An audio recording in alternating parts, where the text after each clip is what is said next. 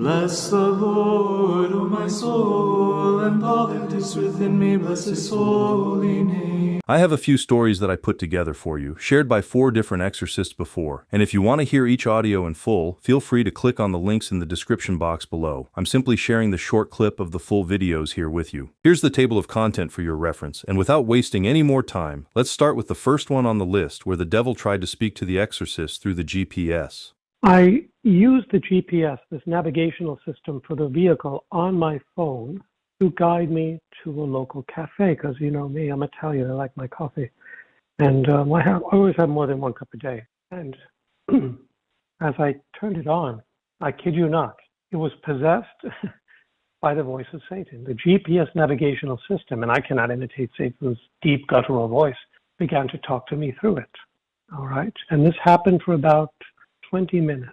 And he wasn't just giving me indications of where to go. He started talking about glory and the glory of these spirits. You may think I'm inventing this. I am not. I'm telling you the truth. It's happened about an hour ago. And this is not the first time this has happened to me. This is the first time he spoke to me directly through the technology. In the past, he's broken down things in one day. After I come back, for example, from a retreat when I went to Vietnam, China, Australia, Philippines, Greece, Italy, over 2 months I went preaching throughout these countries. The day I came back, my cell phone died. I don't mean the battery died. The cell phone died. It crashed. Within an hour and a half, the furnace broke. It was wintertime. Within 20 minutes, 25 minutes after the furnace breaking, the power shut down in the whole block where I lived. All right. And then when the power came on, the computer crashed. All this happened in a day. This is not a coincidence. Anyways, God's strength and his courage within us will thwart these attacks. And not only thwart them, but God will avail himself of these attacks to make his will reign on earth. Padre Pio affirms as much when he says that God will make use of all of Satan's attacks to bring about a greater good for those who love him. Because in the test, we are purged, illuminated, and unified. The following clip is a clip of Father Szada. It's a very short clip about the young man who had sex with a witch. I recently had an experience where one of the college chaplains referred a young man to me.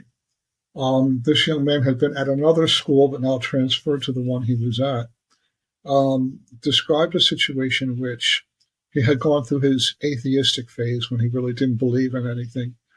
He met a girl who wanted to have sex with him. And apparently he had not had sex before. So he was interested, but it turned out that she was practicing witch. Before they had sex, she asked him to drink something that she had mixed in her cauldron. And he said he did. He said it looked like water, but it was rather pasty. And so after he did that and after they had sex, he began having all kinds of problems and difficulties. He did go to confession. He went through a conversion process. But he came to me. I had to do some special deliverance prayers over him because he now had a soul physical tie to a witch, ingested something that was cursed. So there's all kinds of ways in which demons can get in there. But I think the interesting thing was, after it was finished, he said he felt so much better. But then he said to me, Father, you would actually be very amazed at how widespread these kinds of things are in the college campuses. And the next clip is a clip of Father Vincent Lampert, who used to be an exorcist, but now no longer, I think since November of last year. I did an exorcism on a person who became possessed due to abuse.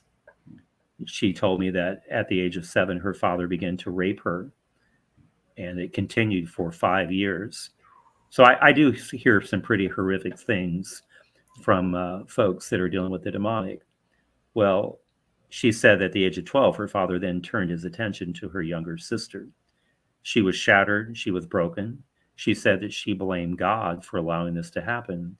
So she rejected God and then turned to the world of the occult, who said that they could help put the pieces of her life back together.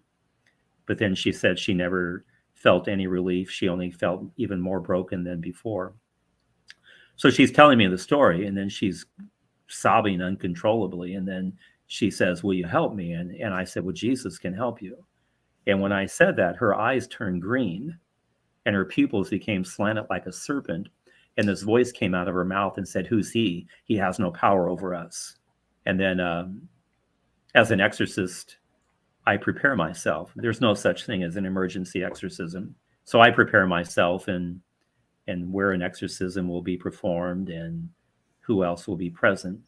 So a week later, I'm doing the exorcism on this lady. She has a friend with her, and then there's another priest with me.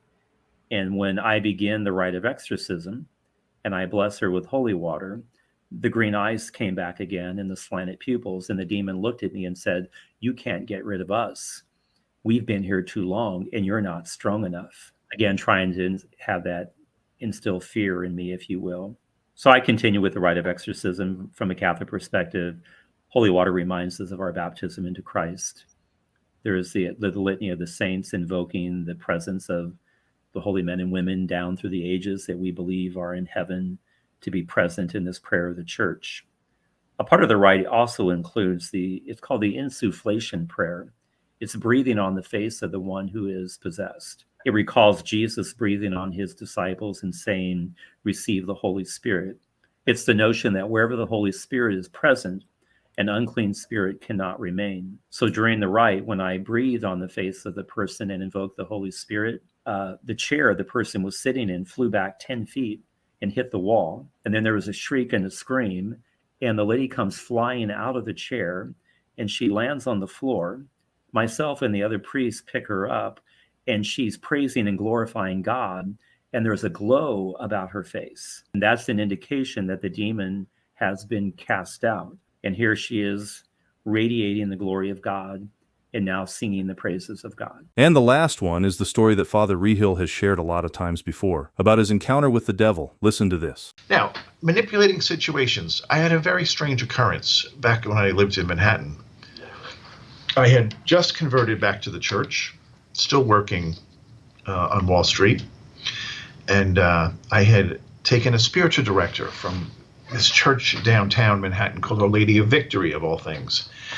And he was a beautiful older Polish priest, and he would meet with me about once a week to talk about how I was doing and how my praying was going and all these sort of things. And I was going through a struggle at that time because life was so busy. Much of this being I was in sales at this point in time, and I was entertaining a lot of people. So my nights were full, taking people out to restaurants and wining and dining and all this sort of thing. And it was a lot, and it was starting to wear me down. And so the priest said to me, "Well, I think let's try for a month of trying to get home by 10 o'clock and don't drink any alcohol. Order a Perrier or something during the meal, and this will help try to balance your life a little." I said, "Okay," we both agreed this was a good plan. It's about 11 in the morning. I remember it wasn't even lunchtime. And I left the church. I walked out the door of the church, and right in front of the door was this very handsome man dressed in a beautiful suit. Looked like he walked off the cover of GQ magazine. And he smiled at me. I thought it was odd because he was just standing there. And I turned to walk back to my office, and he started following me. And he grabbed me by the arm, which, let me tell you, in New York City, nobody grabs anybody by the arm or you get a fist in your face. It was a very strange thing. And he said, "Come with me. Let's go get a drink." And literally the hair on my neck stood up because I thought, that is so weird. I just came out of the spiritual direction and agreed to not do this. And plus it's the morning. And I said, "Get away from me." And I immediately turned in the another direction to head back to where I lived, which was very close, 4 blocks away. And he followed me the whole way. And when I went through the doors of my lobby and I looked back, he was just staring at me laughing. And I knew who it was. It was him, the father of lies. He was trying to derail me, and he was setting up circumstances to really let me know he had his sights on me. Strange encounter. Happened once more in Miami, but that's another day. We can go into that. Well then, that will be all for the video this time. And as always, thank you so much for taking the time to be here with us, and hopefully all of you have learned something from this video. Remember, if there is any feedback or suggestion, please let us know in the comments below. And until the next one, Merry Christmas to all of you, and may God bless you.